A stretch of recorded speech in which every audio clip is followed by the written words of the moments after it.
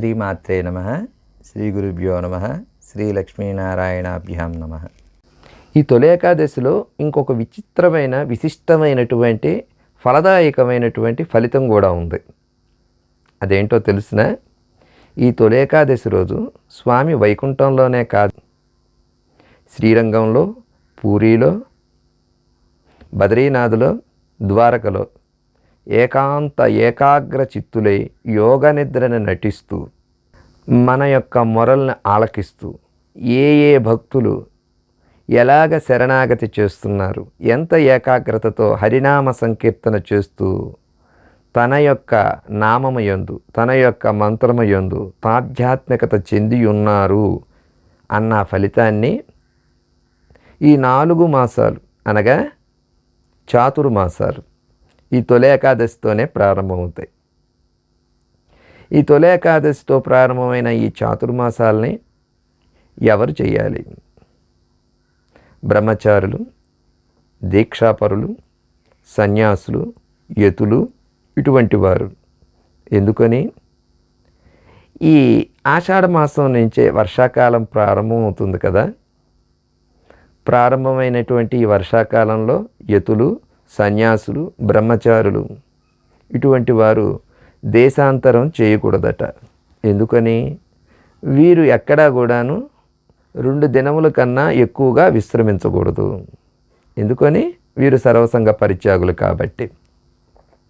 అందువల్ల ఈ వర్షాకాలంలో కొంచెం వాతావరణం అనుకూలంగా ఉండదు, ప్రతికూలంగా ఉంటుంది. కాబట్టి వారంతా ఒక చోట చేరి చక్కగా హరినామ సంకీర్తనం చేస్తూ, భాగవత సప్తాహం చేస్తూ, భాగవతాన్ని చదువుతూ, ప్రవచనాలు చేస్తూ హరినామస్మరణతో ప్రజలను, జీవులందరినీ ఉజ్జీవింపచేస్తూ ఉంటారట.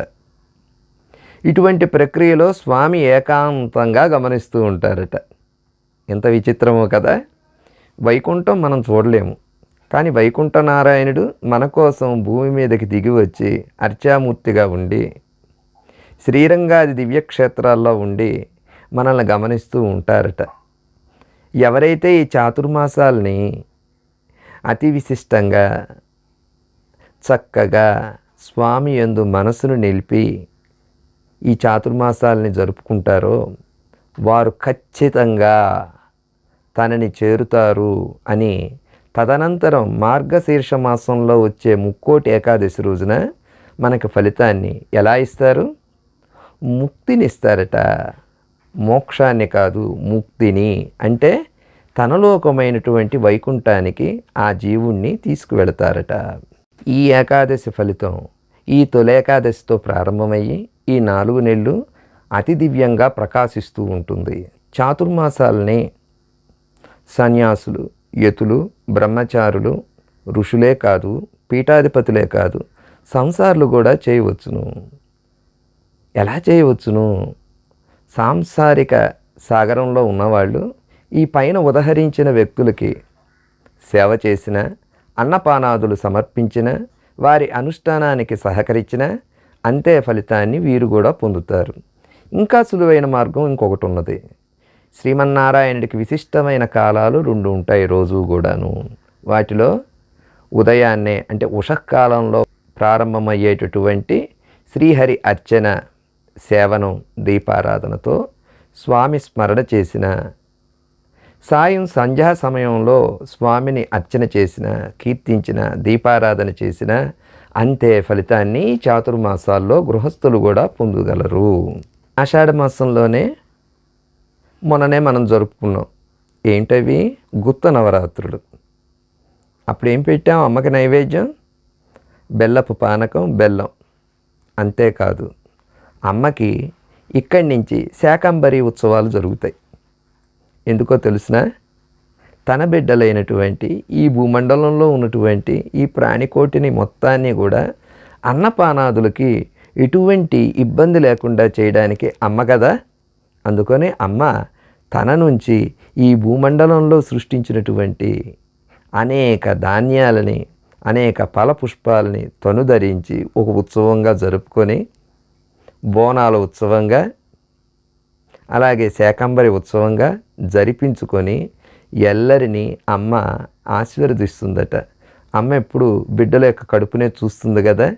జీవకోటిని సముదాయిస్తూ తల్లి తన మాతృవాత్సల్యాన్ని చూపించేటటువంటి మాసం ఈ ఆషాఢ మాసంతో ప్రారంభమయ్యి, సాధన ఎలా చెయ్యాలి, సాధారణంగా అమ్మే కదా ప్రతి జీవికి తొలి గురువు. అందుకొని అమ్మ పాఠాలు నేర్పుతుందట శ్రావణ మాసం నుంచే.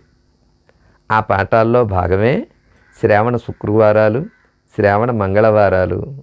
అమ్మ తన యొక్క అనుష్ఠానంతో ఈ జీవకోటిని మేలుకొలిపి అనుష్ఠానాన్ని నేర్పిస్తుంది.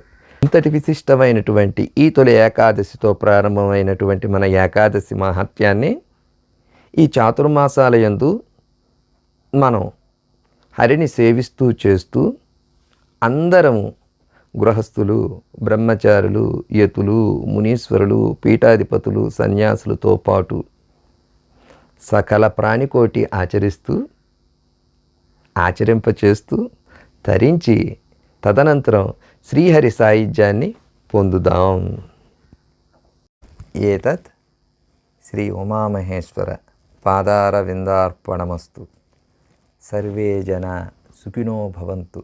సమస్త సన్మంగళాని భవంతు.